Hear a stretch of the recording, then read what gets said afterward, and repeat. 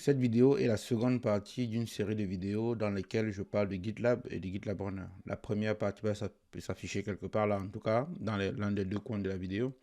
La première vidéo, en gros, présente ce qu'est GitLab Runner, ce qu'est GitLab, comment les deux fonctionnent ensemble pour pouvoir vous permettre de déployer vos projets sur les différents environnements. Dans cette vidéo-ci, maintenant, ce que je me concentre à faire, bien ce que je vous explique, bien ce que je montre comment faire, ce qu'on va faire ici, c'est prendre un serveur chez un hébergeur.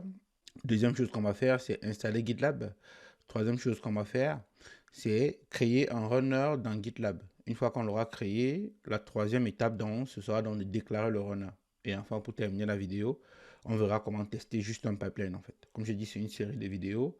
Dans la vidéo qui viendra après, je présenterai en gros comment écrire ces pipelines et comment les utiliser bien sûr. Il y aura d'autres qui suivront derrière. Donc je préférais faire ça en plusieurs étapes pour que vous puissiez donc voir progressivement comment se font les choses et pour que vous ne soyez pas toutes assaillis d'informations en même temps. Ok. Donc dans cette vidéo, on va voir comment installer GitLab, GitLab Runner et surtout comment configurer les deux pour qu'ils puissent communiquer ensemble. Et on va donc utiliser comme d'habitude Docker. Ok, on est parti.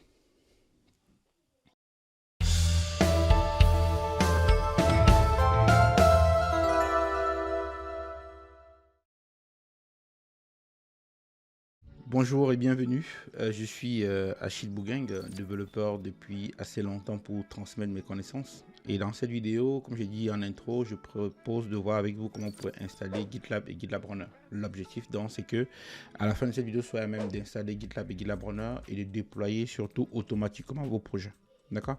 Donc, ce sont des éléments qui sont implémentés de plus en des entreprises. Et moi, je vous permets de vous donner ça tout simplement pour que vous puissiez regarder comment ça se fait. Si tu es nouveau sur la chaîne, par avant, je te remercie de bien vouloir t'abonner. C'est quoi l'intérêt de t'abonner? Quand tu t'abonnes, en fait, ça permet à d'autres personnes de profiter du contenu comme toi et donc d'augmenter donc aussi leur connaissance, bien sûr. Si tu augmentes tes connaissances et que tu ne repars pas à bredouille, parce que tu es abonné, tu auras une cloche de notification à sélectionner qui fera qu'à chaque fois que j'aurai une nouvelle vidéo, YouTube t'informera directement que j'ai la vidéo qui est en ligne et bien sûr, tu pourras en profiter pour augmenter tes connaissances. C'est ça le plus important. Enfin, moi j'ai deux façons de communiquer que je préfère. Il y a un code WhatsApp là qui s'affiche, vous scannez le QR code, vous tombez directement sur moi. Si vous avez des questions, vous me dites et puis moi je réponds toujours à toutes les questions, il n'y a pas de problème. Autre chose que je fais, j'ai maintenant une newsletter qui est assez active, qui grossit de jour en jour. Si tu veux t'inscrire, je te conseille d'ailleurs de t'inscrire parce que je partage tous mes types dedans, que ce soit pour le développement, DevOps, l'entrepreneuriat aussi derrière, parce qu'il y a beaucoup de choses à faire encore dans l'informatique bien sûr. Avec tous ces éléments-là, il y a mon lien de la newsletter. Tu t'inscris dessus. Dès que j'ai une fois d'information, je transmets en fait. L'idée, c'est pas de spammer les gens, mais d'envoyer des informations aussi qualitatives que possible en fait pour tout le monde. Ok. Donc, abonne-toi, ça permet de te suivre le contenu bien sûr, et surtout rejoins la newsletter pour avoir plus d'informations en prime avant les autres bien sûr. Ok. Et là, on est parti pour installer notre GitLab et notre GitLab Runner.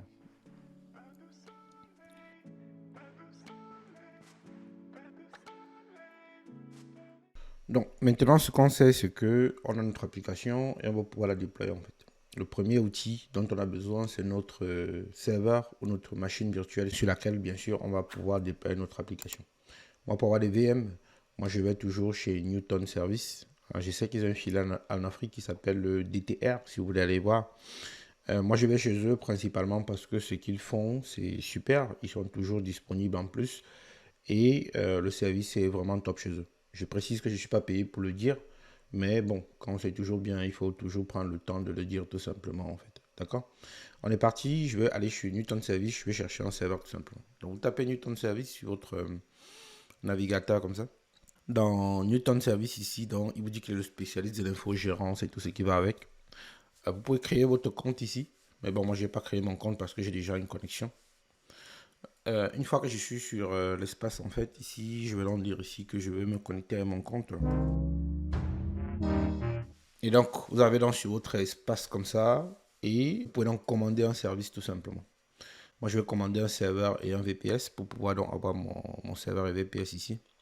Voilà, moi, je veux un VPS pour avoir une machine virtuelle tout simplement. D'accord.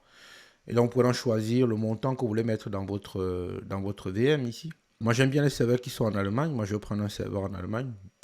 Deutsche qualité, comme dirait l'autre. Ok. Et vous pouvez donc choisir ici, par exemple, selon votre bourse, en fait, ce qui vous correspond le mieux hein, pour pouvoir faire votre test, en fait. D'accord? Moi, je peux prendre, par exemple, 4 CPU, 6 Go de RAM ici, 400 Go SSD ici. Normalement, ça devrait aller. Mais comme plus tard, on va faire du Docker, je vais acheter plutôt celui-ci qui est à 16 euros. 6 euros mensuels plus frais d'installation, ça fera 22 euros parce que quand vous allez commander, ils vont directement installer ça pour vous, tout simplement. Donc, vous pouvez continuer. Vous pouvez choisir l'infogérance et la supervision. Grosso modo, ça veut dire que si vous voulez, quand vous avez un problème, vous pouvez les appeler ou alors vous allez gérer vous-même votre serveur en fait. Quoi. De toutes les manières, posez vos questions, ils répondent toujours tout simplement. Ok. Et vous allez donc pouvoir donc dire ici après que vous pouvez continuer et payer en fait. D'accord. Vous faites continuer.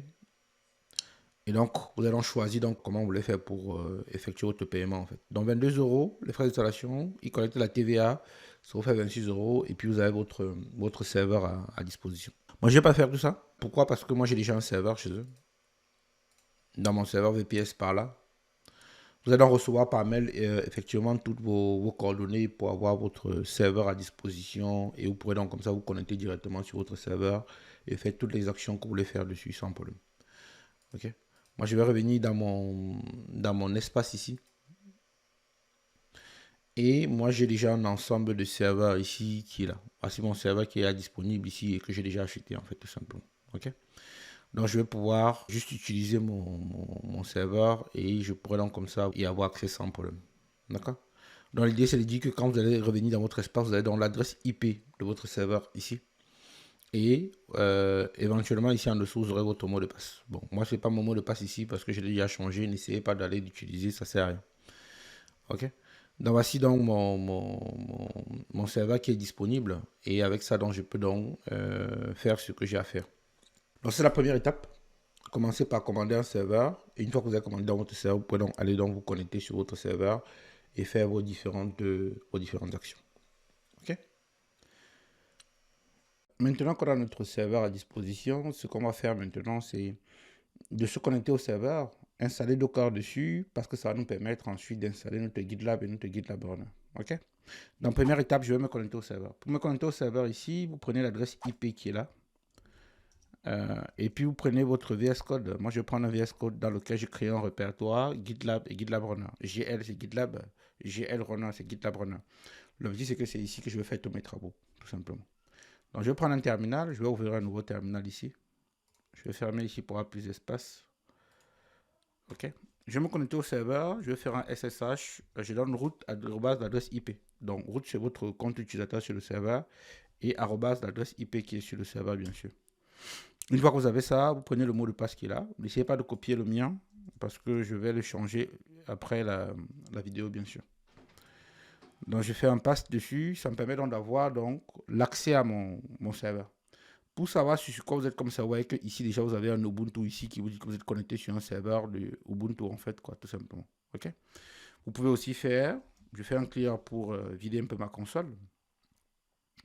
Vous pouvez aussi faire dans un cat etc os-release comme ça.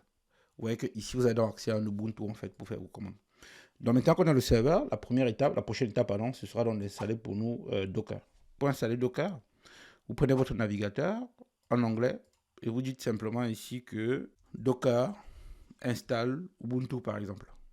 Vous cliquez dessus sur votre serveur, donc il va vous dire en gros comment désinstaller les anciennes versions. Nous, ce qui nous intéresse, c'est surtout d'installer ici. Donc vous prenez les commandes qui sont là, vous les exécutez une par une. Moi, je les ai exécutées déjà pour préparer la vidéo pour que ce ne soit pas très long. Une fois que vous prenez les commandes, vous exécutez une par une. La bonne commande pour nous, voilà, vous comprenez ce que je veux dire. C'est en gros celle-ci, en gros tout simplement. Donc il faut la copier et l'exécuter sur votre serveur. Donc vous copiez la commande et sur votre serveur, venez ici, vous collez en fait tout simplement la commande. OK? Et dès que vous la collez, il va vous dire en gros qu'il va faire un install de Docker, Docker plugin et tout ce qui va avec. D'accord? Ça vous permet donc de mettre à jour toutes vos dépendances et d'être bien comme ça. Le temps d'attendre, il va faire le boulot pour vous et puis il va vous dire à la fin, Docker et Docker Compose sont bien installés sur votre serveur. À partir de là maintenant, vous pouvez donc commencer à écrire tous le nécessaire pour pouvoir exécuter comment on dit ça, votre GitLab, bien sûr, l'installation de votre GitLab. OK? Je vais dire OK ici pour prendre les informations. Et une fois que c'est terminé, je n'ai qu'à faire un docker ps. Vous allez voir que j'ai déjà ma commande docker qui est ici, qui me dit encore pour le moment, j'ai pas de conteneur, j'ai pas d'image, rien. Encore une fois, si vous n'êtes pas à l'aise sur Docker, j'ai une vidéo qui s'affiche là, le lien aussi dans le commentaire, qui vous permet de comprendre ce qu'est Docker en fait. Ok. Dans la vidéo est plutôt complète, en 2 parties, qui vous permettra de bien comprendre ce qu'est Docker tout simplement. Ok. Donc une fois que j'ai dit ça donc, je vais donc revenir dans mon VS Code ici en local. Je vais fermer d'abord ça. Et dans mon VS Code ici, je vais créer un répertoire que je vais appeler GitLab. Et c'est dans ce répertoire GitLab que je vais mettre toutes mes configurations de GitLab pour l'installer, bien sûr. Et je vais créer un autre répertoire ici que je vais appeler cette fois-ci GitLab-Runner. Comme ça, on mettra ici toutes les configurations pour GitLab Runner, bien sûr. OK? Donc, tout est préparé. Il faut maintenant passer à l'action et installer d'abord GitLab. On est parti?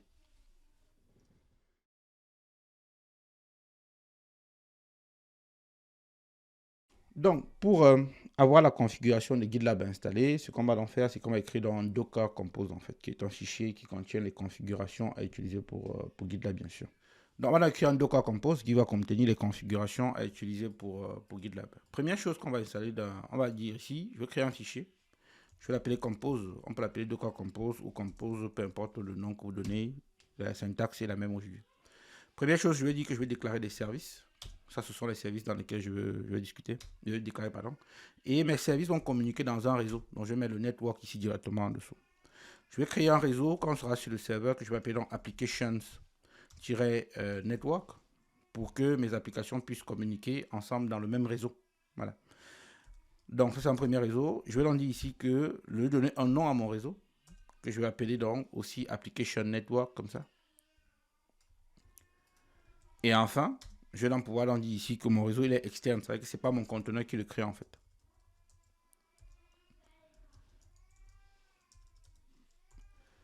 On est bon? Donc, le premier service donc, qu'on va créer, il y a 2 versions de GitLab, c'est ça, il faut le savoir. Il y a ce qu'on appelle la Community Edition, qui est grosso modo la version gratuite. Et il y a la Enterprise Edition, qui est la version payante, pour faire simple. Donc, moi, je vais donc utiliser plutôt la Community Edition, comme vous en doutez bien, pour pouvoir faire ce que je fais. Donc, ici, je vais donc dire ici que j'ai besoin de GitLab. Et je vais l'appeler -CE, pour dire que c'est Community Edition. Ici, je vais donc dire que le nom de mon conteneur, ce sera donc aussi GitLab-CE. Quand on sera exécuté, je sais que c'est ça. Jusque-là, rien de particulier. Ensuite, j'ai mon image ici. Il faudra donc aller chercher le nom de l'image. On ira chercher le nom de l'image tout à l'heure. Autre chose que je vais donc faire ici, je vais donc exposer les ports. Les ports de GitLab, bien sûr, pour qu'on puisse communiquer dessus. Et je vais rajouter ici, comment ça s'appelle? Ce que je vais rajouter là maintenant, ce sera les volumes. Parce que quand GitLab bosse, quand vous travaillez avec GitLab, en fait, il vous génère des données, en fait. Et ces données-là, pour aussi les stocker. Donc ici, je vais donc dire que je vais donc générer des volumes, ici en dessous. OK? Jusque-là, rien de bien particulier. Et bien sûr, comme on a dit tout à l'heure, il faudrait que je mette mon conteneur dans le même réseau que Application Network que j'ai créé tout à l'heure. Jusque-là, rien de bien particulier. Donc, première chose, aller chercher le nom de l'image. Deuxième chose, chercher les ports. Troisième chose, mettre les volumes à disposition, bien sûr. Donc, ici, je ne vais pas m'embêter, je vais taper GitLab install. Et puis, je vais dire que je veux Docker. Comme ça, il me ramènera directement sur celle qui m'intéresse, en fait. Et donc, vous voyez dans les éléments, ici, vous dit le prérequis, c'était l'installation de Docker, ce qu'on a vu ensemble. Et ici, tout en bas, je peux me prendre le Docker Compose qui est là, directement. Vous voyez, donc, il nous a donné, grosso modo, toutes les configurations à mettre en place. D'accord? Donc là, ce qu'il vous dit, grosso modo, c'est qu'il va prendre les services comme on a mis tout à l'heure. Il a mis GitLab, en fait. Il a mis un nom qu'on appelle GitLab aussi. Restart Always ici. Moi, je vais prendre ça pour dire, en gros, que chaque fois que mon conteneur s'arrête, je veux qu'on le redémarre mon système. En gros, si je redémarre ma VM, je redémarre aussi mon conteneur, en fait, quoi. Et donc, je vais mettre ça ici en dessous. Pardon. Ça, c'est mon Restart Always. Jusque-là, rien de bien particulier. Ici, ça, c'est le hostname. Ça, c'est le nom de domaine que vous voulez donner à votre GitLab. Jusque-là, rien de particulier. Et maintenant, ça, je vais donc venir mettre ça là. Voilà. Et je peux donc dire que ça sera mon guide là. Je vais l'appeler par exemple code.shilo.fr par exemple. Ou l'appeler GitLab comme vous voulez. Hein, si vous choisissez le nom de domaine que vous voulez mettre dessus. Pardon. OK. GitLab.shilo.fr. Jusque-là, rien de bien particulier. Ça, c'est le nom de domaine sur lequel votre GitLab va répondre et être disponible, bien sûr. Une fois que vous avez donc ça à disposition, la prochaine étape pour vous, c'est de récupérer les ports. Dans les ports, on va les récupérer par là. Ça, c'est le port 80 sur le port web, c'est-à-dire le port HTTP. Ici, ça, c'est le port HTTP sécurisé, le port HTTPS pour le coup, quand vous avez mis les certificats sur votre serveur. Ça, c'est le port 22 qui vous permet en gros de, comment on dit ça, de vous connecter en SSH sur votre serveur, bien sûr. Une fois que vous avez dans ces éléments-là, vous pouvez donc maintenant dire que vos ports sont prêts pour vos connecter au serveur. Les codes ici ne sont pas obligatoires, je vais les enlever. Hein. Maintenant que c'est fait, il me donne des variables d'environnement ici qui vous permettent de grosso modo de définir votre external URL ici. D'accord? Donc je vais d'abord copier ça. Je vais pouvoir les définir ici dans mes variables d'environnement. Comme ça. En gros, grosso modo, il vous dit de préciser dans quel est l'URL sur lequel vous voulez communiquer. On a dit que c'était celui-ci, celle-ci, pardon. Celle-ci, l'URL. Je vais la remettre ici, tout simplement. Je peux d'abord me passer de cet environnement-ci, mais bon, je la garde quand même d'abord pour le moment. Je vais encore dézoomer pour qu'on ne perde pas toutes les notions qui sont là. Enfin, il me reste donc juste à mettre mes volumes qui sont là. Et mes volumes sont là, je vais les enlever. Mon GitLab Home ici, grosso modo, je vais donc dire ici que ce sera le répertoire dans lequel je vais installer GitLab en fait. Donc je vais donc dans mon répertoire GitLab où je suis, je vais stocker dans différentes les données de GitLab. Donc je vais l'appeler ça GitLab-data. Comme ça, il va me créer un répertoire GitLab Data en fait. Et avec ça, il va me permettre d'avoir automatiquement les droits pour écrire dans le répertoire et mettre les données dedans. Enfin, il me reste juste une chose à faire. Ça, ce sera donc, ici, je vais donner l'espace mémoire que je veux que GitLab utilise au maximum, en fait. Parce que comme on fait du Docker, grosso modo, il utilise la mémoire tant qu'il en a besoin, en fait, tout simplement. Donc, je vais donc récupérer ça ici et je vais la mettre juste là. Et enfin, il me reste une dernière chose à faire. Ce sera juste ce qu'on appelle un extra host. C'est en gros pour dire à Docker en fait que je veux qu'il communique avec mon serveur en fait. C'est-à-dire, comme on est en fait GitLab dans du Docker en fait, je veux qu'il communique aussi avec mon serveur tout simplement. Ok. Et ici, je vais donc dire ici que la valeur ce sera dans host.docker internal, c'est-à-dire que à l'intérieur de mon conteneur, je vais donc dire ici que cette partie peut communiquer donc avec mon serveur en fait. Et donc je vais donc l'appeler ici host-gateway. Okay.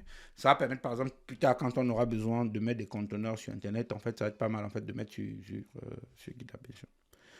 Donc, grosso modo, il nous reste juste à voir l'image name ici. L'image name, comment on va la voir? Il faudrait que, voilà, GitLab image in Docker, je vais prendre le lien qui est là. Et là, vous avez le GitLab EE. Et moi, je vais changer ici par GitLab CE. Hop. Voilà, c'est plus simple. Ouais, dans le CE, donc ici, il me dit donc que l'image, c'est le GitLab CE ici. Donc, je copie le lien qui est là. Jusque-là, rien de bien particulier. Il faut toujours préciser la version que vous utilisez pour ne pas avoir des surprises désagréables. Moi, je vais prendre celle-ci. OK? 1679CE, je la mets là. Donc, à ce niveau, ce qu'on a, ce sont nos configurations pour instancier GitLab et faire communiquer et avoir notre code à mettre dans le GitLab, en fait, bien sûr. Donc ici, vous êtes dans les services. Ici, vous avez le GitLab CE qui est par là. Vous avez donc votre container name qui est par là. C'est-à-dire quand vous allez exécuter votre conteneur, vous allez l'avoir par ici. Ensuite, vous allez donc avoir votre GitLab, l'image qui va être votre GitLab au final. Le restart always, le nom de domaine sur lequel votre conteneur écoute. Du moins, quand vous allez taper gitlab.chilo.fr par exemple, vous pouvez y accéder. Le port HTTP, le port HTTPS, le port SSH quand vous allez vouloir vous connecter en SSH pour pousser les données sur votre serveur, l'environnement GitLab Omnibus ici, et donc les volumes pour sauvegarder toujours vos données parce que quand les données sont générées tout le temps, il faut avoir de volume pour que si votre GitLab crash, comme vous avez des sauvegardes de données, vous pouvez donc les réutiliser sans problème. L'autre network ici, c'est votre application network pour que tous les prochains éléments puissent communiquer dans le même network. Et enfin, donc, votre, la taille ici, c'est la taille mémoire, grosso modo, qu'on veut allouer à GitLab, et le extra out pour permettre la communication avec notre serveur. OK? C'est une configuration de base pour avoir donc votre GitLab à disposition. Une fois que j'ai dit ça, donc, La prochaine chose que je vais faire, donc, ce sera donc d'instancier GitLab sur mon serveur. Je reprends mon terminal qu'on avait tout à l'heure, qui est par là. Ça, c'est le serveur. Et ça, c'est mon élément en local. Donc ici, on a dit qu'on a un GitLab runner. Donc, GitLab d'abord. GitLab, j'ai dit GitLab runner. Donc moi, je vais dans GitLab runner. Attendez, je vais faire ça plutôt comme ça. Voilà. Et je vais faire un CD dans le répertoire GitLab.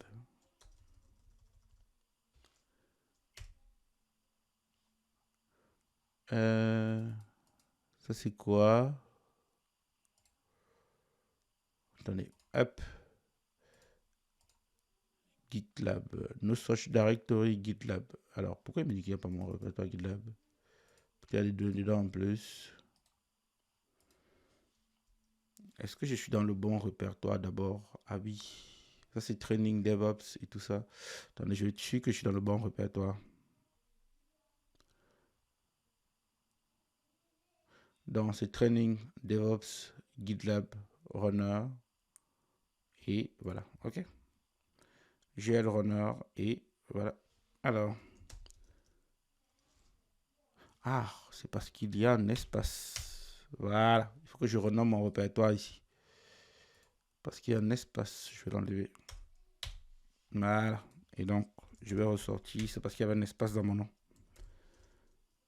Des petites erreurs comme ça sont celles qui vous font perdre beaucoup de temps. Voilà. À ce niveau, il n'y a rien de particulier. Maintenant, ce que je vais en faire ici, c'est que je vais en copier mon fichier là sur le serveur. Comment je fais ça? On a fait un SSH pour se connecter tout à l'heure. Ce qu'on va faire cette fois-ci, c'est un SCP. Donc, c'est pure copie. Et je vais qu'il copie le répertoire, le fichier compose.yaml et qu'il aille le mettre dans mon serveur, dans le répertoire TMP. Pourquoi le répertoire TMP? Parce que c'est un répertoire dans lequel on a toujours les droits très souvent. Okay. Il va me demander mon mot de passe pour me connecter. Et je vais donc revenir sur mon serveur, copier mon mot de passe qui est là. Je vais le coller. Et là, vous voyez qu'il a copié mon fichier sur mon serveur. Je prends l'autre fenêtre qu'on a ici. Je fais un ls-al du répertoire TMP. Vous allez voir que j'ai mon compose qui est là, qui vient d'être copié en fait dans mon serveur. Donc maintenant, ce que je vais en faire, c'est copier le fichier dans le répertoire dans lequel je vais exécuter mes tâches tout le temps. Donc pour ça, ce que je fais, je fais un répertoire mkdir -p pour dire en gros, si les parts ne sont pas là, tu crées. Et s'ils sont là, tu les utilises. Voilà, c'est ça l'idée. Donc opt, application. Non, je ne vais pas mettre ça ici, je vais mettre ça dans outils. Et je vais créer un répertoire ici que je vais appeler donc GitLab. Et je vais donc maintenant ici faire un CP de, ou bien je vais faire un MV d'ailleurs pour déplacer complètement, pour ne pas avoir deux copies en fait. MV de TMP, voilà. Compose. Et je vais venir le mettre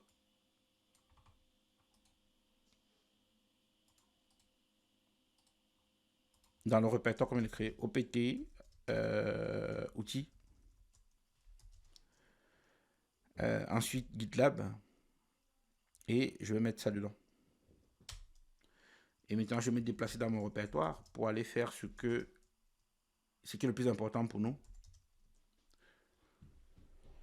Pour me connecter à mon répertoire ici, je vais donc dire ici que dans mes outils GitLab, ici, j'ai tout ce qu'il me faut. La première chose qu'il faut en faire, c'est créer d'abord le réseau, parce qu'on n'a pas le réseau sur le serveur. Donc, première chose à faire, c'est de créer le réseau. Donc, je vais faire l'application network ici. Donc, pour créer mon réseau, donc, je vais effacer un peu pour que ça se voit bien. Docker network.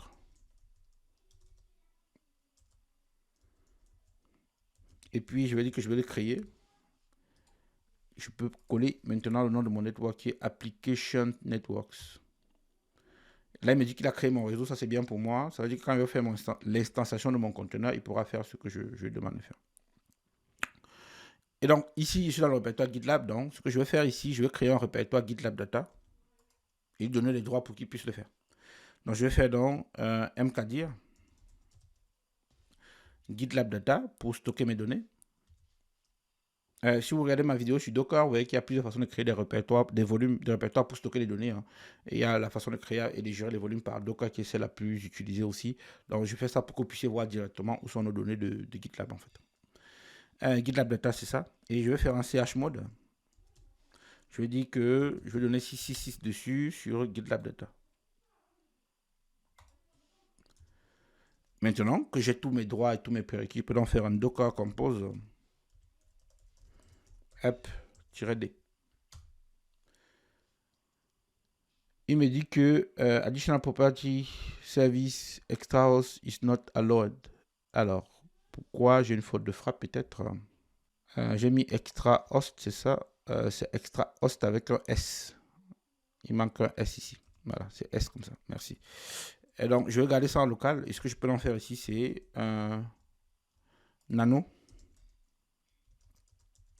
Comme je suis déjà sur le serveur que j'ai le fichier en fait, nano. Et puis je vais dire que j'ai un compose ici. Et comme j'ai mon nano, je vais redescendre ici et je vais mettre mon S ici. Et je peux faire un CTRL X pour exit. Et il va nous mettre sur je vais dire yes. Oui, ça c'est bon. Une fois que ça c'est bon, je peux donc faire mon Docker Compose Up. Voilà. Là, il est bien. Il va donc aller télécharger mon image de Docker en ligne. Et il va vérifier s'il n'y a pas aucune autre application qui utilise le port 80 par exemple, ou le port 443 ou le port 22. Et il va instancier dans mon conteneur dessus. Ça fera qu'à la fin, je devrais donc avoir mon Docker Compose qui est disponible. Le temps que ça prend, ça dépend de la qualité de connexion Internet que vous avez. Ça dépend de plusieurs paramètres qui ne sont pas les vôtres, en fait, simplement. Ce que je fais sur un serveur, là, pour aussi le faire en local, hein, pour faire vos tests, en fait. Bon, je peux faire en ligne directement sur un serveur pour mettre des conditions réelles pour que vous voyez comment ça marche pour l'utiliser. OK? Dans le temps que ça finisse là, j'espère que jusqu'à présent, vous voyez comment on crée donc notre Docker Compose. On copie sur un serveur, on crée le répertoire, on donne les droits. Et à la fin, on a notre conteneur qui se lance en fait tout simplement. Et une fois que c'est lancé dans maintenant, ce sera donc à vous de brancher tous vos projets dessus pour faire des git pull, des git push, des git, des merge requests, ainsi de suite, tout ce qui va avec quoi. Le classique aux affaires. Pourquoi je crée un GitLab aussi? Parce que dans les entreprises, vous ne pouvez pas mettre votre code sur GitHub. Sauf se mettez en privé et vous donnez les droits aux gens. Mais quand ça devient beaucoup, on vous fait payer en fait, bien sûr. Le GitLab vous permet donc d'être autonome pour faire toutes les mêmes actions que faire un GitLab, GitHub qui est le concurrent, mais sans, du moins, ça vous coûte surtout le temps d'implémentation, comme je montre là, et aussi le prix de votre VM en fait. Sauf que vous avez aussi la main pour pouvoir chaque fois avoir accès à vos données. Et moi, ce que je vous recommande chaque fois, c'est d'avoir vos données pour vous en fait. Parce qu'on vit dans un monde où la guerre des données est très importante. Plus vous avez vos données, plus vous êtes secure en fait, tout simplement. Okay? Mais même GitLab aussi permet d'héberger directement vos données en ligne. Mais bon, comme moi, je préfère toujours monter les choses from scratch, je vous montre comment faire si vous voulez faire vous-même et ne pas utiliser ceux de GitHub. Okay? Ce que je vais en faire ici, c'est que je vais corriger tout ça. Je vais en faire un clear ici. Et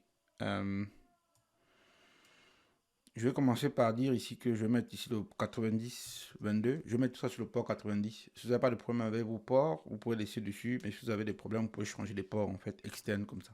Ok? Je vais prendre le 90 et ici je vais prendre le 80. Le 90 aussi, pardon. 90-80. Pour le moment, on n'a pas encore d'URL qu'on a défini et qu'on a configuré. Je vais devoir enlever. Aussi, c'est le web d'environnement. On reviendra dessus par la suite pour voir comment on peut mettre une URL. Donc, je vais mettre ça comme ça. Et là, on est bien. Je vais donc recopier mon fichier sur mon serveur. Comme on l'a fait tout à l'heure. Donc, je vais faire un SCP encore. Qu'est-ce qu'il m'a fait un SSH? Moi, je veux un SCP. Voilà. Il va me faire un SCP comme ça pour copier mon fichier. Il me demande mon mot de passe. Je vais le recopier de mon serveur par là. Et je vais venir coller le mot de passe. Maintenant qu'il a copié mon fichier ici, ce que je vais faire, c'est que je vais venir sur le serveur qui est juste là. Donc, vous pouvez ouvrir deux onglets ou alors faire sur le même onglet. Ça dépend de votre comment vous êtes à l'aise, quoi, tout simplement. Donc, je vais en faire ici un MV encore de TMP cette fois-ci. Comme je suis là dans le répertoire, je fais un compose. Comme je suis dans le répertoire, juste mettre un point comme ça. Et je vais faire un docker compose stop. Et un docker compose RM pour repartir d'une bonne base en fait, tout simplement. Voilà. Et là, je peux faire un clear pour nettoyer un peu. Et il me reste juste à faire un docker compose up-d.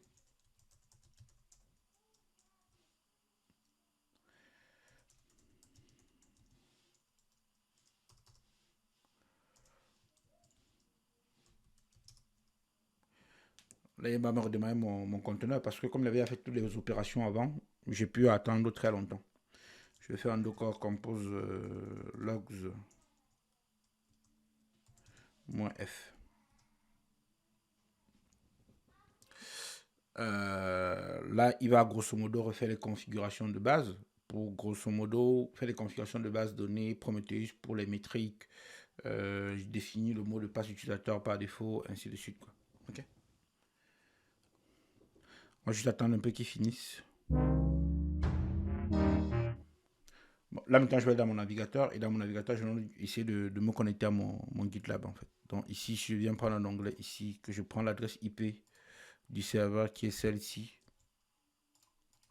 Et je dis que je veux aller sur 90-80 qu'on a mis tout à l'heure. Là, il me dit en gros qu'il est en train de démarrer, ça prend un peu de temps pour répondre, mais là, on est plutôt sur la bonne voie, en fait. Ok. On va laisser quelques secondes qu'il fasse son boulot et puis on reviendra voir comment c'est terminé. Et donc, là, on va attendre un peu encore et je vais faire un F5. Et là, c'est bien. Là, il a installé notre GitLab en fait et on y accède tout simplement. Ce qu'on va faire maintenant, c'est récupérer l'identifiant pour se connecter donc à GitLab, bien sûr. Ok.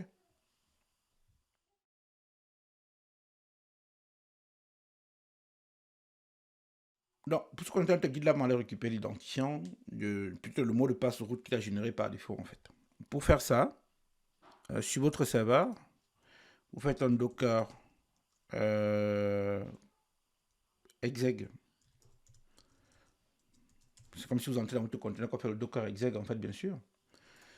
Et -it pour dire en interactive en gros. Et vous faites donc 4 etc slash initial underscore route. Bon, je vais d'abord rentrer dans le conteneur, ce sera plus simple. Donc exec it et puis je vais faire un bash comme ça. Et il me faut juste donner le nom du conteneur, bien sûr, sinon ça ne marche pas. GitLab-ce. Voilà. Là, je suis dans mon conteneur maintenant, je peux faire mes commandes sans problème. Je vais donc faire un cat ici sur etc. Et je fais d'abord un ls-al sur etc. Donc, vous allez voir que dans les fichiers qui sont là, il y a un GitLab qui traîne. Voilà, le GitLab qui est là. Donc, je vais faire un ls-al maintenant de etc, comme j'ai dit, et GitLab, bien sûr. Dans le GitLab, vous avez donc ici votre initial root password, celui qui nous intéresse en fait. D'accord. Donc, je vais donc venir voir ce qu'il y a dedans. Donc, 4 etc GitLab slash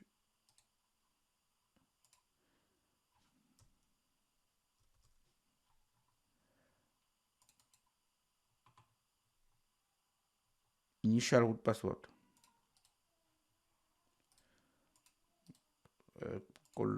Voilà. Et donc, vous avez dans le mot de passe par défaut du root qui est celui-ci, qui était généré à la création de votre GitLab. Donc, je copie ça. Et je peux venir me connecter dans mon GitLab ici avec le root. Et je dis que mon mot de passe, c'est ça. Et donc, vous avez dans votre GitLab d'installer en fait. Donc voilà, comme vous pouvez installer votre GitLab, la prochaine étape sera d'installer GitLab Runner. Avant de le faire, moi, ce que je vais faire ici, c'est que comment dire, je viens ici dans mon profil là, dans mes préférences. Je peux prendre du Monokai ici, moi, pour le design, en fait, quoi. Si vous pouvez laisser le blanc, c'est comme vous voyez, hein. Moi, je prends du Monokai ici pour le design de mon GitLab, bien sûr. Dans mon profil qui est là, ah, pardon, je crois que je n'ai pas enregistré en plus. Faut que j'enregistre. Voilà, le Monokai, ça c'est bien. Jusque-là, rien de bien particulier, en fait. Ok. Là, il me dit qu'un tab 8, en fait, une tabulation, en gros, ça fait 8 espaces. 8, c'est beaucoup. Je vais garder 4 espaces ici. Ok. Il me dit que la langue ici, c'est l'anglais. Donc, c'est vous qui choisissez grosso modo ce que vous voulez. Ok. Je veux dire que je veux qu'il me mette les espaces ici dans l'idée aussi pour que je puisse les voir, pour les mettre à jour si nécessaire. Et là, je vais faire un save pour sauvegarder mes utilisateurs. Maintenant que ça c'est fait, dans mon password qui est là, Je vais changer aussi le mot de passe parce que c'est un peu costaud. Ok. Et je vais dire ici que je l'appelle GitLab. Et ensuite GitLab, bien sûr. C'est juste pour le test. C'est à vous de trouver le bon mot de passe à mettre pour que votre installation soit bien secure. Il me dit qu'il faut au moins 8 caractères, trop court et tout ça. Bon, je vais remettre ça comme ça. Je vais mettre GitLab comme ça. Et GitLab encore en majuscule. GitLab, bien sûr. Et GitLab en majuscule. Allez hop, c'est le password. Combination of word on letter. Bon, c'est pas très grave. Hein. On va aller demander à Avast de me générer un mot de passe. Vous allez voir Avast Random Password Generator là. Ouais, il vous génère un mot de passe ici, quoi. D'accord? C'est 15 caractères, assez complexe. Donc, je vais copier ça, je vais coller ça là, voilà. Et à la fin, je vais venir copier le mot de passe qu'on a tout à l'heure ici. Je vais le mettre là. Okay. Donc, voilà le nouveau mot de passe qu'on nous a mis de la part de Avast. Donc, je peux copier dans ça mon nouveau mot de passe qu'on avait tout à l'heure, bien sûr. Et je vais venir me connecter avec. Donc, il faut toujours modifier le mot de passe initial de votre installation pour que personne ne puisse en profiter sans que vous ne donniez votre accord, bien sûr. OK? Donc, notre GitLab est installé, configuré, et dès maintenant, on est prêt à installer notre GitLab Runner et de faire la configuration des deux pour qu'ils puissent communiquer ensemble. On est parti?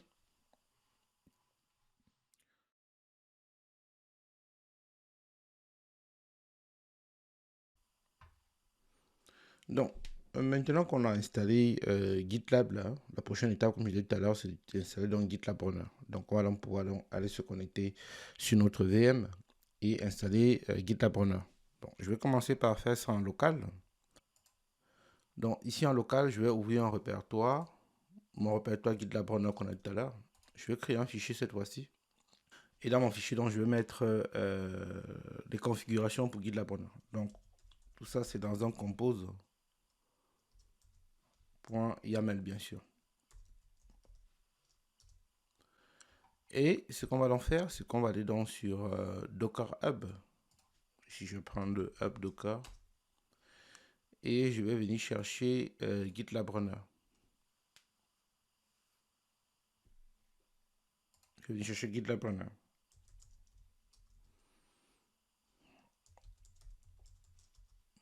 Je mets GitLab, GitLab, comme ça c'est mieux.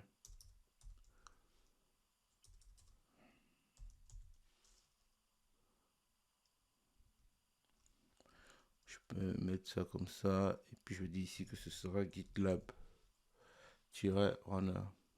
Voilà. Donc là, j'ai mon GitLab Runner qui est là. Je vais récupérer. Et je vais chercher dans les tags, en fait, ce qu'il y a. Il faut chercher les tags, en fait, qui, grosso modo, vont bien répondre à votre besoin. Donc, je vais prendre celui-ci. Comme tag, ici, je vais dire que je vais dans mes services, ici, je vais créer GitLab-Runner. Et en image, on a dit qu'on mettait cette version-ci de GitLab Runner. Voilà, je prends ça. Hop. Hop. Je vais copier. Et je vais mettre ça par là. Et il me faudra juste enlever ça.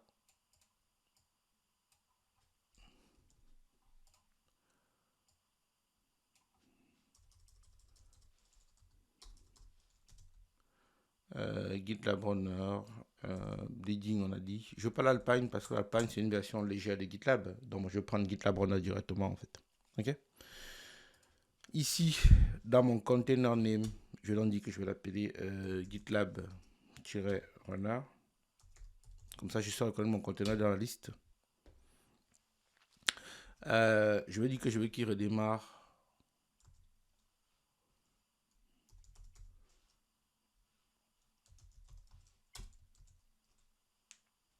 Si on redémarre mon ordinateur, en gros, je redémarre mon serveur, pardon, je redémarre aussi GitLab.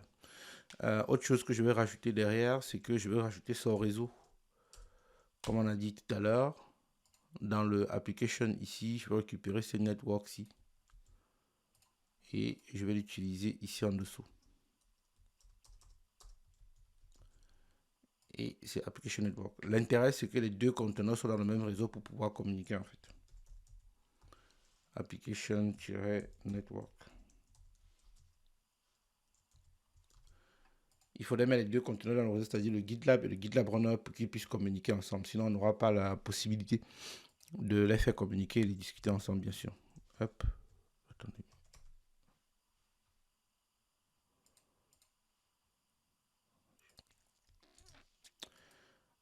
Une fois que ça c'est fait, la prochaine étape, donc pour moi, ça va être de comment on dit ça? Comme pour Docker Compose, ici, je vais récupérer les mêmes informations qu'on avait ici, c'est-à-dire le extra host et la taille, l'espace qu'on a loué à GitLab Runner. Donc, je mets les deux informations par là. Donc, ça, c'est l'espace mémoire qu'on demande à GitLab d'occuper au maximum. Ça, c'est le mapping entre l'intérieur de votre conteneur et l'extérieur, en fait, c'est-à-dire entre votre conteneur et la VM ou le serveur sur lequel tourne votre conteneur. Maintenant, ce que je vais rajouter ici, c'est un hostname. Vous pouvez en rajouter un hostname ici, bien sûr. Vous allez appeler par exemple runner.shiloh.tech, par exemple. Après, vous mettrez en fonction du nom de domaine de votre entreprise, bien sûr. Une fois que ça c'est dit, il me reste juste à monter maintenant les volumes pour que les données du GitLab soient sauvegardées et pour que GitLab puisse utiliser Docker installé sur mon serveur pour faire du moins son boulot, quoi. Donc ici, première étape, donc, il me fait ça. Moi, ce que je vais faire, première étape que je vais faire ici, c'est récupérer les données qui sont qui sont dans les configurations, en fait, quoi. Donc ici, je vais donc pouvoir dire ici que je peux donc créer un fichier de configuration qui va être utilisé par GitLab Runner, voilà, pour exécuter mes différents jobs, en fait. Par exemple, je vais donc dire ici que ici, je vais créer un répertoire que je vais appeler config où je vais installer mon projet. Et puis, je vais créer un fichier que je vais appeler config.toml. GitLab, donc, il a besoin que les fichiers qui sont en local ici soient mis dans GitLab directement. Donc, je vais mettre ça ici dans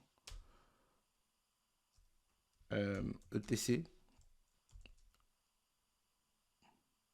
Je vais mettre ça dans etc GitLab-runner et je vais donc mettre ça ici comme étant mon config.toml. En gros, ça veut dire que la configuration de base qui est mise à disposition par GitLab Runner, moi je la récupère, mais je vais pouvoir je vais la voir en fait, quoi. Je vais pouvoir la lire et la modifier si j'ai besoin en fait, tout simplement. Deuxième chose que je vais rajouter ici, c'est que je vais dire en gros que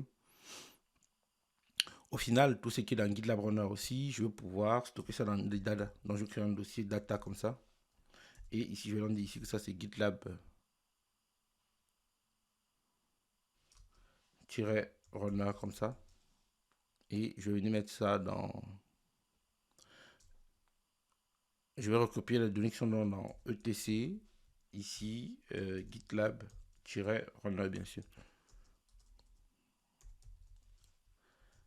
Maintenant, enfin donc, je vais donc dire à GitLab Runner que comme tu tournes dans un conteneur, il faut que le process du conteneur que tu vas utiliser, le process Docker que tu utilises dans le conteneur, soit celui que tu puisses utiliser, que tu puisses le mapper sur celui de la machine en fait. Donc le process Docker qui est dans notre conteneur donc, sera donc mappé avec celui de notre machine en fait, bien sûr. Donc je vais donc dire ici que var run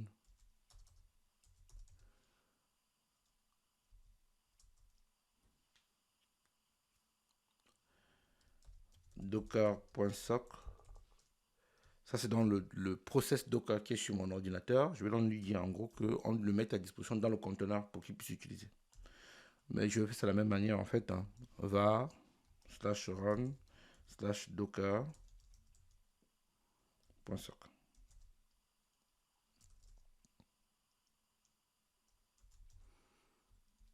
Ok. Donc voilà mes configurations qui sont faites pour mon GitLab. Et je suis plutôt pas mal comme ça. D'accord. Je dois maintenant me connecter à mon serveur et pousser toutes ces données-là. Alors, qu'est-ce qu'on a dit? On a dit qu'on a créé un service qui va être dans ce réseau-ci qu'on a appelé Application Network en fait. Et donc ici, on a dit que ce réseau-là, il est utilisé ici. Là, comme ça. Je vais le mettre ici à la fin. C'est Restarter qui m'a copié. J'ai dit network, s'il vous plaît, monsieur. Après, la position n'est pas très importante, hein.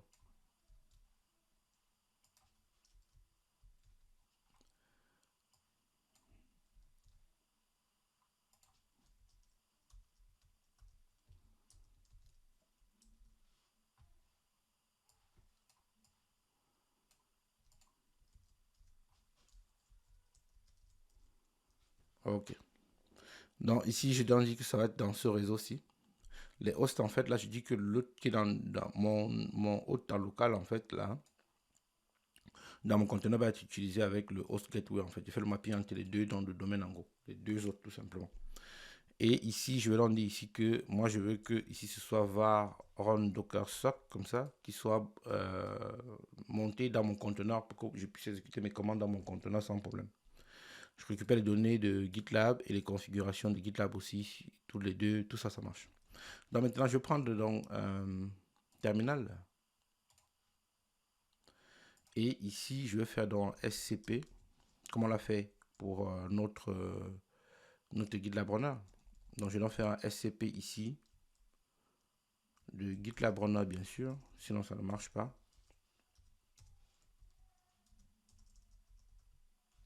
Mais je vais dans mon répertoire cd GitLab-runner. Et ici, je vais pouvoir faire mon SCP en fait, bien sûr. Là, il va me demander mon mot de passe, comme je vous disais, vous occupez le mot de passe de votre serveur, bien sûr. Et vous revenez, vous connectez dessus. Et là, il a copié le fichier sur le serveur. Donc maintenant, ce qu'on va faire, c'est qu'on va aller sur le serveur, donc.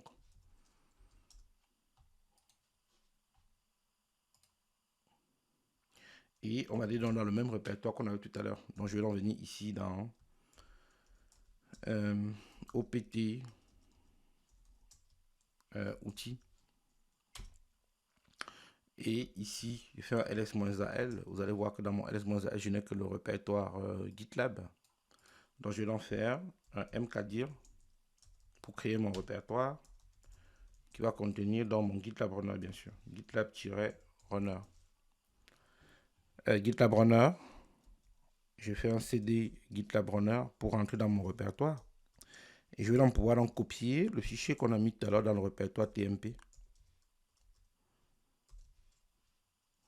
qui s'appelait compose. Et on va mettre un point pour dire que je veux qu'il le copie ici. Si je fais un 4 sur compose pour vérifier que c'est le bon fichier qui a été copié, vous voyez que j'ai mon GitLab Runner qui est là. Donc, comme on l'a dit, il faut créer ces deux répertoires-ci. Donc, je vais faire un mkdir du répertoire data et je vais faire un mkdir du répertoire config. J'ai mes deux répertoires, je suis plutôt bien. Je fais un ls-al. Donc, maintenant qu'on a nos deux répertoires là, ce que je vais faire, je vais donc créer donc ce fichier-ci. Là. Donc, je vais faire un nano de ce fichier. Et je vais mettre une configuration vraiment minimale en fait. L'objectif c'est de permettre que quand on va créer notre runner, qu'on puisse l'enregistrer directement dedans. Donc ici, je vais juste mettre un check intervalle. En gros, je vais lui dire en gros que l'intervalle pour vérifier les configurations, les jobs à jouer, c'est 0. Okay. Et autre chose que je vais lui rajouter donc, c'est l'intervalle pour qu'il puisse shut down comme ça. Shutdown underscore timeout égale 0. En fait, l'objectif ici, c'est juste de mettre des configurations minimales pour qu'il y ait un placeholder pour ajouter une runner plus tard. Et une fois que ça c'est fait, donc, je fais un CTRL X. Il me demande si je vais enregistrer mon application. Il dit oui et j'enregistre. Là, je suis bien. Une fois qu'on est bon là, on va pouvoir donc démarrer notre GitLab Runner. Donc, on va donc se dire que on va faire un docker compose up-d. Là, il nous dit qu'il a démarré. En gros, il a téléchargé l'image pour nous et il a démarré le projet pour nous. Voilà. J'ai fait un docker ps-a. Là, il me dit en gros que mon GitLab Runner qui est là, il est up depuis 9 secondes en fait. Ok. Donc, j'ai mon GitLab et j'ai mon GitLab Runner. Les deux sont sur deux réseaux, du moins les deux sont sur le même réseau. OK? Comme les deux sont dans le même réseau maintenant, là, je vais donc pouvoir déclarer mon runner. Alors, il y a deux étapes pour déclarer un runner. La première étape, c'est d'aller dans GitLab. Et dans GitLab maintenant, on va pouvoir lui dire en gros, nous on veut que on va pouvoir créer un runner. Donc, deux étapes. Première étape, c'est d'aller dans GitLab Runner. Et deuxième étape, c'est de dire, nous on veut créer un runner.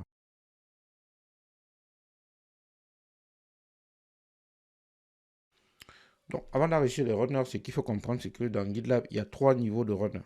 Il y a ce qu'on appelle l'instance runner, ça veut dire que c'est un runner qui sera disponible pour toute votre instance de GitLab. Et tous les projets dont pourront l'utiliser. Deuxième étape, c'est ce qu'on appelle un groupe runner. Le groupe runner, ça veut dire qu'on pourrait prendre nos projets dans GitLab et mettre dans des groupes en fait. Les groupes, ça peut être par projet ou alors par fonctionnalité. Vous pouvez créer un groupe back pour mettre tous les projets back-office de votre entreprise dedans ou un groupe front pour mettre tous les projets front dedans. Donc, vous pouvez donc créer un runner pour des groupes aussi, bien sûr. Et enfin, le troisième niveau, c'est le project runner. C'est-à-dire que vous allez créer un runner qui ne va s'appliquer que sur un projet bien spécifique, en fait. OK? Donc, maintenant, pour nous, pour le coup, ici, on va juste créer l'instance runner. Mais après, on verra par la suite, comme je disais, sur une série de vidéos, on verra par la suite comment créer d'autres runners, bien sûr. OK?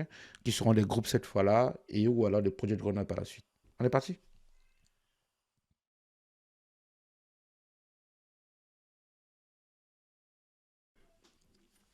Donc, maintenant qu'on a compris les niveaux de runner, ce qu'on va faire maintenant, c'est que on va d'abord faire une configuration de GitLab pour permettre donc à GitLab de, grosso modo, on va configurer GitLab pour que chaque fois qu'on déclare un runner, en fait, qu'on soit redirigé au bon endroit chaque fois.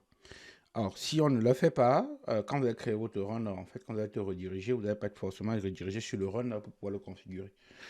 Parce que comme GitLab ne connaît pas l'URL externe sur lequel pointe votre serveur, parce qu'en l'occurrence pour nous ici, comme on n'a pas de nom de domaine, l'URL externe ici pour nous c'est l'adresse IP de notre serveur. Il faut donc dire à GitLab en gros, nous on veut faire deux choses. Que tu saches quelle est l'URL de configuration sur laquelle tu faut écouter et quand il faut rediriger, que tu rediriges vers le bon endroit. Pour le faire donc, je vais commencer par récupérer les configurations que GitLab a déjà en interne pour pouvoir le récupérer en fait. Donc, docker exec -it GitLab-ce.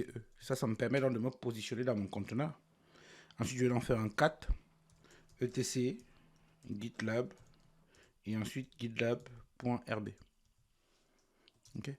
Donc, voici le contenu du fichier de configuration de base. Donc, moi, ce que j'ai besoin de faire, c'est de reprendre la même commande. Mais par contre, ce que je vais faire, donc, c'est de dire ici que je vais donc créer un répertoire config en local qui va contenir mes configurations. Et quand je récupère mon répertoire config en local, donc je vais donc dire que je veux que mon GitLab.rb soit redirigé dans un fichier en fait en local pour que j'ai ça, j'ai le fichier sous la main. Et là, j'ai le fichier sous la main en fait, tout simplement. Ce que je vais donc faire, c'est que je vais faire un vim ou un vi, peu importe, vous prenez celui qui vous convient le mieux. Et je vais dire que je vais chercher le fichier git config GitLab RB. Une fois que j'ai mon fichier config GitLab RB, moi ce que je veux, c'est modifier l'URL externe sur laquelle GitLab écoute en fait. Donc pour ça, je vais chercher l'URL externe. Donc vous faites taper la touche échappe pour annuler toute opération possible que vous avez tapé avant. Vous faites slash, vous avez le slash qui s'affiche là, vous tapez donc external, je vais rajouter un dièse devant, dièse external URL. Ouais, donc j'ai mon external URL qui est là en fait, tout simplement. Donc ici, ce que je vais faire dans mon external URL ici, c'est que je vais donc dire ici que vous prenez l'adresse IP de votre serveur, pardon. Je tape entrée pour dire que j'ai trouvé ce que je veux. Je tape I pour pouvoir modifier, pour pouvoir faire une insertion et modifier le contenu. Et donc ici, j'efface ce contenu ici. Et je vais donc dire http je prends l'adresse IP de mon serveur parce qu'on a l'adresse IP de mon serveur d'URL quelque part. Donc dit 194, ça c'est l'adresse IP de votre serveur, vous la reprenez tout simplement. 60 pour moi, je mets deux points, mais en fait c'est point. Point 60, point 87, voilà, point 8.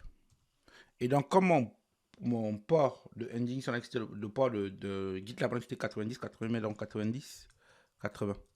À ce niveau, rien de bien particulier. Je tape encore échappe ressortir et faire des recherches encore. Ce que je vais faire, c'est quoi? C'est que je vais modifier maintenant le port de Nginx. Pourquoi Nginx? Parce que quand votre requête arrive dans votre conteneur qui a GitLab, en fait, il y a d'abord Nginx devant qui récupère la requête et qui fait reverse proxy. Et comme il fait reverse proxy, il va donc rediriger la requête dans un second temps avec GitLab. Donc la requête est toujours sur Nginx qui redirige après la requête sur GitLab, bien sûr. C'est comme ça qu'il faut donc dire en gros, c'est pour ça qu'il faut donc dire à GitLab qui est dans le Nginx d'écouter sur le port 90-80 aussi. D'accord? Donc votre requête arrive toujours sur Nginx qui récupère la requête et remet sur GitLab. Donc je vais donc redemander de le faire pour moi ici. Comment je fais ça? J'ai tapé échappe pour sortir. Je vais faire la même chose. Je vais rechercher maintenant cette fois-ci dièse. Et puis je vais chercher Nginx. Comme ça. L'idée c'est de retrouver le port sur lequel Nginx s'écoute en fait pour modifier.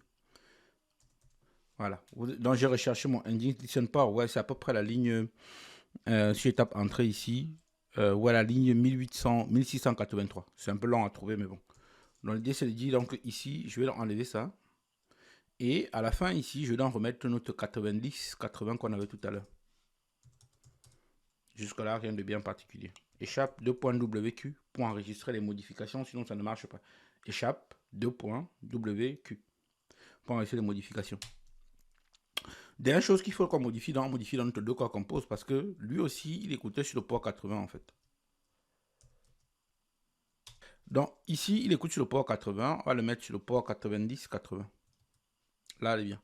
Et maintenant qu'on a fait ça, on peut donc supprimer le GitLab qui est là en fait. Donc je peux donc supprimer ça parce que le hostname, on ne l'a pas en fait. On n'a pas créé un nom de domaine. Donc je crée un nom de domaine pour le faire. Je vais montrer dans une seconde d'une autre vidéo qui va suivre celle-ci, comment on crée notre domaine pour rédiger notre GitLab dessus. Je vais donc supprimer ça bien sûr. Et ce que je vais donc faire ici, c'est que je vais venir ici lui dire en gros que moi je veux copier maintenant les fichiers de configuration. Donc ici c'est le fichier config. Et puis gitlab.rb, ça c'est bien. 2./etc/gitlab.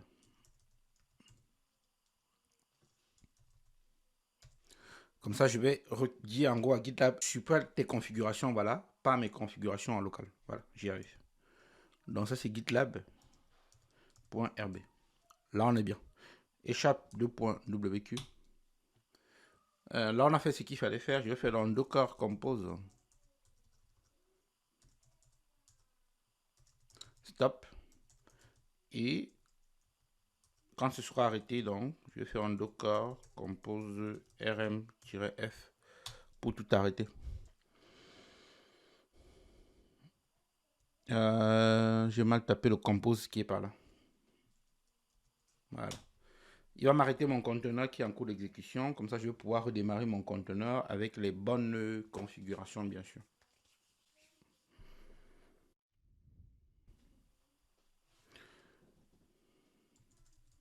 Et là, je vais donc pouvoir dire ici que ce sera donc, comment on appelle là, Docker Compose up-et puis d.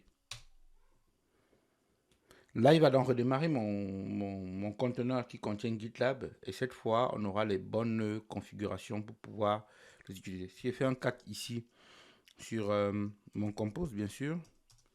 Ouais, j'ai mon 90-80 ici. J'ai fait un 4 maintenant sur mon répertoire config et dans mon GitLab RB. J'ai mes fichiers de configuration là. Et puis, si je cherche bien, je devrais avoir ma configuration, où je passe par le Vim aussi, comme on l'a fait tout à l'heure. Je vais passer par le Vim, ce sera plus simple.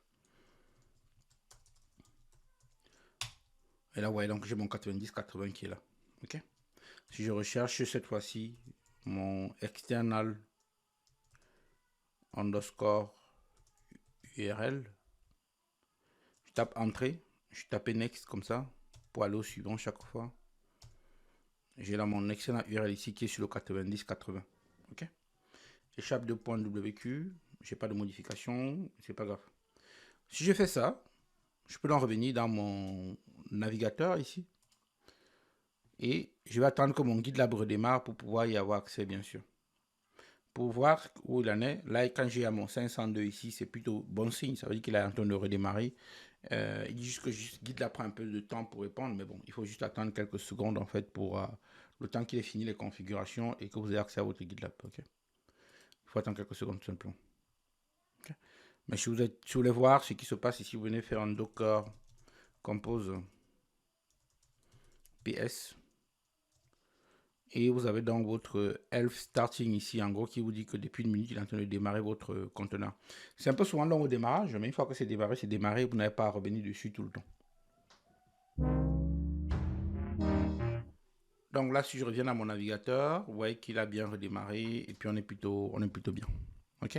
Donc comme je suis démarré là, maintenant ce qu'on veut faire, donc c'est qu'on va pouvoir déclarer notre conteneur, bien sûr. Alors, on va donc y aller et on va pouvoir déclarer notre GitLab runner, bien sûr.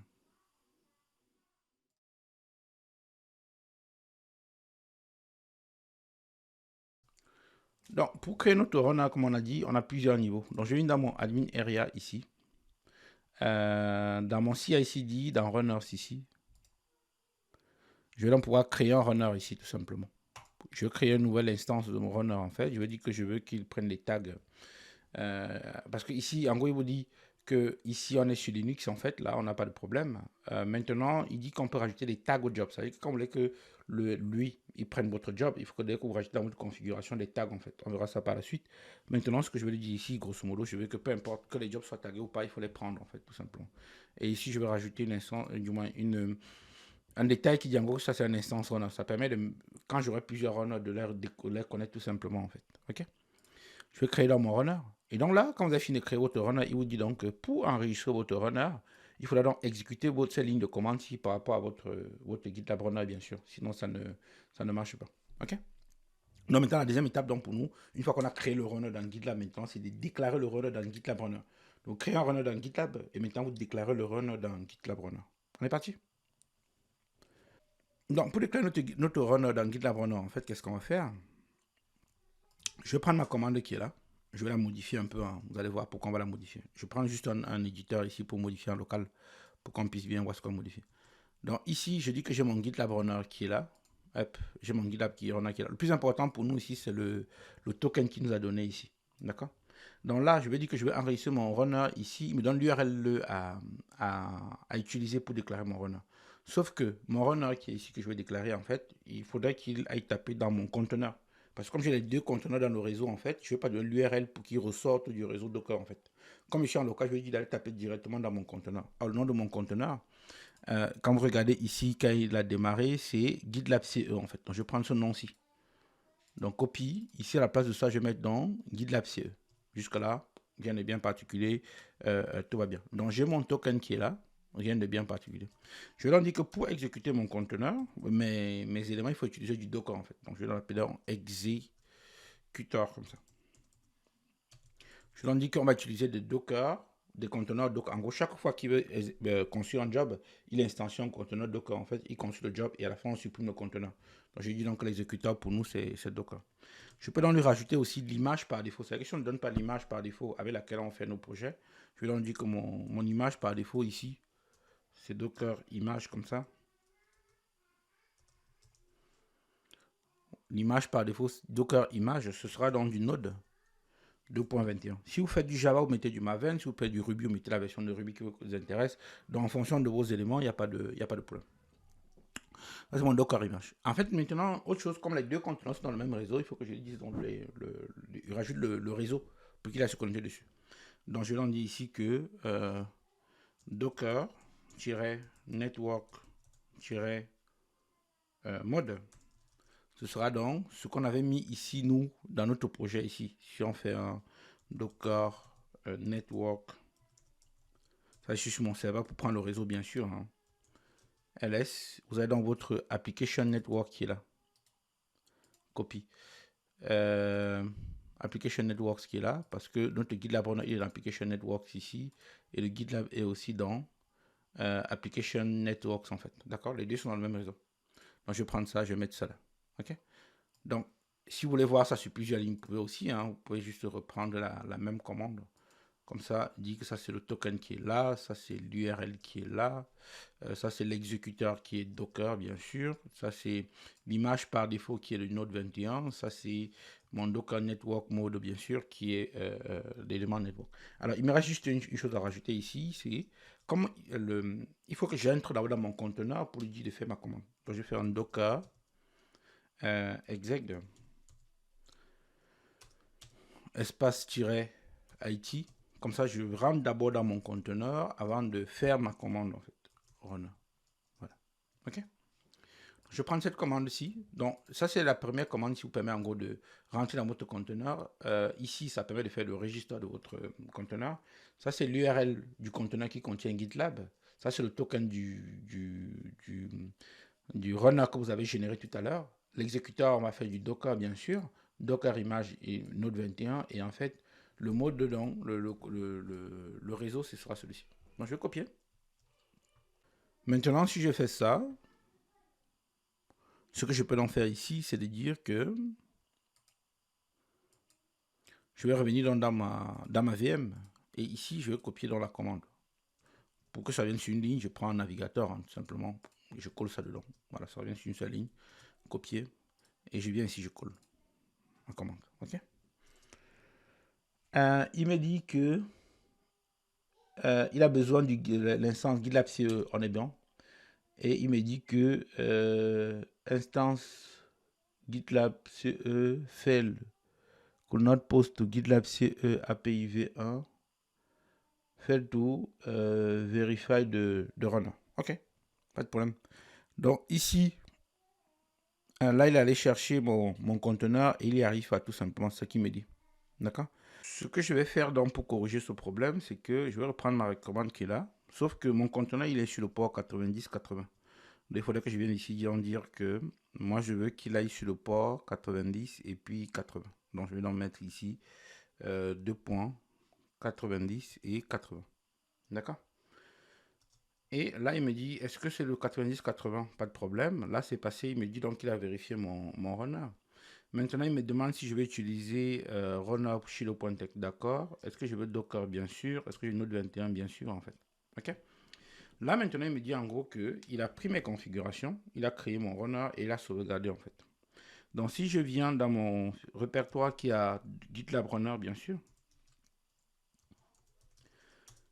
et ce que je vais en faire ici, si je fais un ls-al, vous savez, on a mis les configurations dans config, en fait. Donc, ici, je vais en faire un cat de config.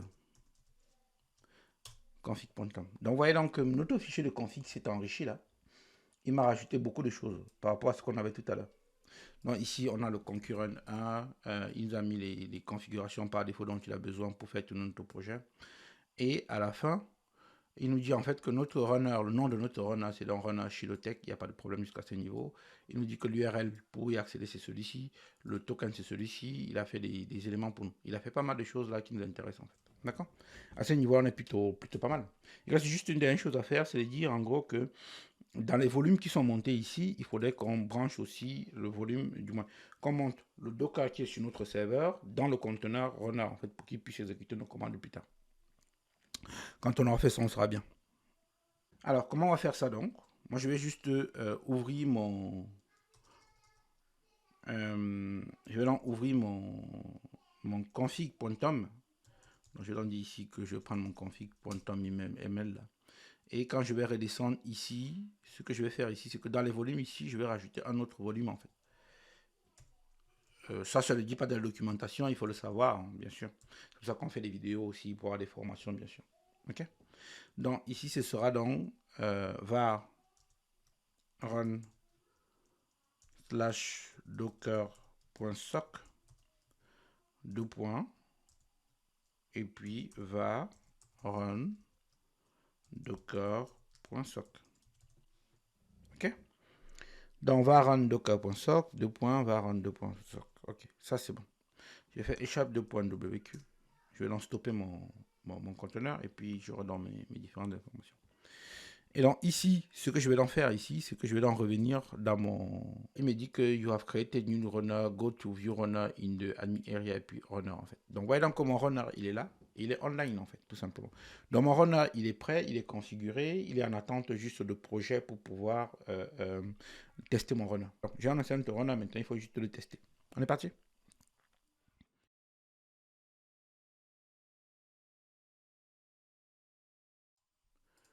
Donc, maintenant qu'on a notre runner, donc, juste pour le tester, hein, pour finir cette vidéo, c'est ce qu'il nous reste à faire, c'est de tester donc que notre runner est bien utilisé pour construire nos projets. D'accord? Pour le faire, ce qu'on fait, c'est que, donc, je crée un groupe d'abord, et je vais créer un nouveau groupe ici, que je vais appeler donc test. Jusque-là, rien de particulier, je crée un groupe public, tout simplement. Et je vais créer dans un nouveau projet dans mon groupe ici, que je vais créer dans un nouveau projet blanc, et je vais donc créer ici test runner. Comme ça, il va me permettre de tester mon runner. C'est un projet public, je vais mettre un README dedans, rien de bien particulier. Je vais me créer mon projet. À ce niveau-là, j'ai rien de particulier qui me bloque. Donc, maintenant que je suis sur mon projet, je vais donc pouvoir lui dire que je vais faire un GitLab. Je vais créer donc un script pour pouvoir exécuter mon projet de manière très simple. L'idée, c'est de faire juste un test. On reviendra de plus en détail dans d'autres vidéos.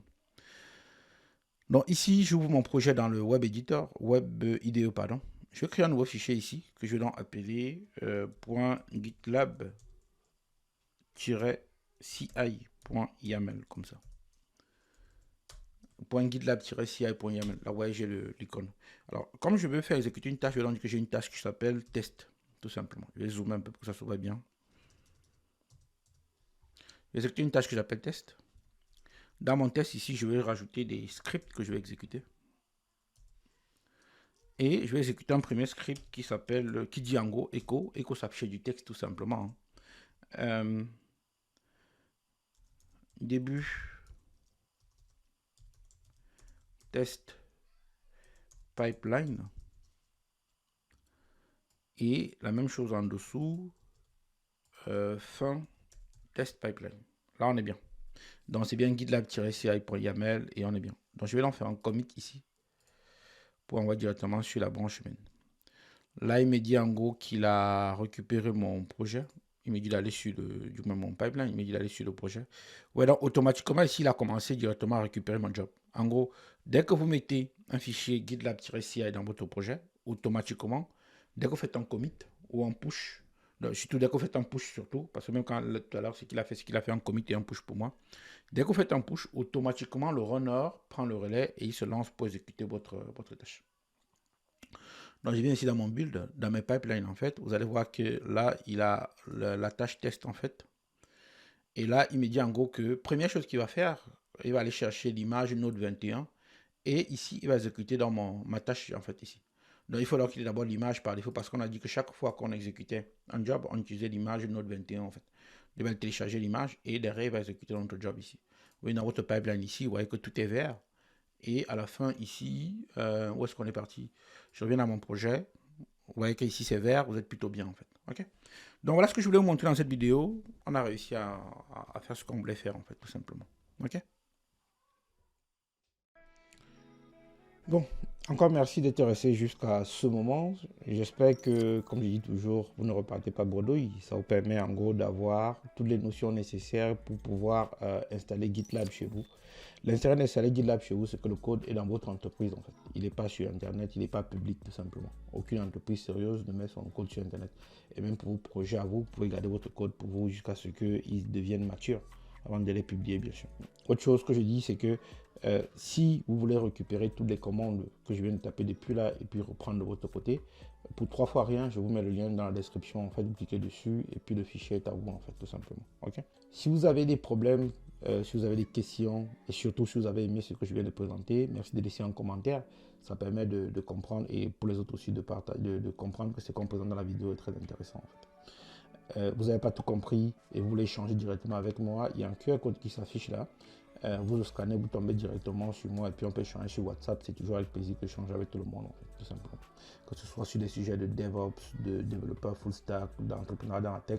Je donne toujours mon avis, ça n'engage que moi, mais bon, j'aime toujours le faire avec grand plaisir. Okay? Il y a un autre canal sur lequel je suis très actif, c'est LinkedIn. Tout ça pour vous dire donc si vous n'êtes pas encore abonné à la chaîne, Merci de vous abonner. Parce qu'encore une fois, l'intérêt de vous abonner, c'est que d'autres personnes profitent du contenu, en fait, tout simplement, gratuitement. Et la connaissance est partagée par plusieurs dans ce monde de tech qui change tous les jours, bien sûr. Ok. Pour me confier votre projet, parce qu'il y a des entreprises qui me contactent de plus en plus pour me confier l'installation de GitLab, GitLab Runner chez eux, Sonar, Nexus en fait, pour me confier votre projet, donc c'est très possible. Il y a un QR code qui s'affiche là, il vous redirige vers mon Trello. Le lien aussi dans la description pour aller sur mon Trello en fait, vous décrivez votre besoin et on échange. Et puis on définit ensemble les modalités pour le faire et je le fais toujours avec plaisir en fait, bien sûr. Ok. Et enfin, je viens de lancer ma dernière formation. Elle est sur ma plateforme de formation, bien sûr. Vous allez dessus et puis vous allez trouver votre compte, bien sûr. D'accord. N'hésitez pas. Surtout, on est dans une communauté qu'on va faire grandir ensemble. Abonnez-vous, partagez la vidéo autour de vous pour que ça puisse servir au plus grand nombre. Et enfin, comme j'aime bien le dire, prenez soin de vous et surtout, à très bientôt. Merci.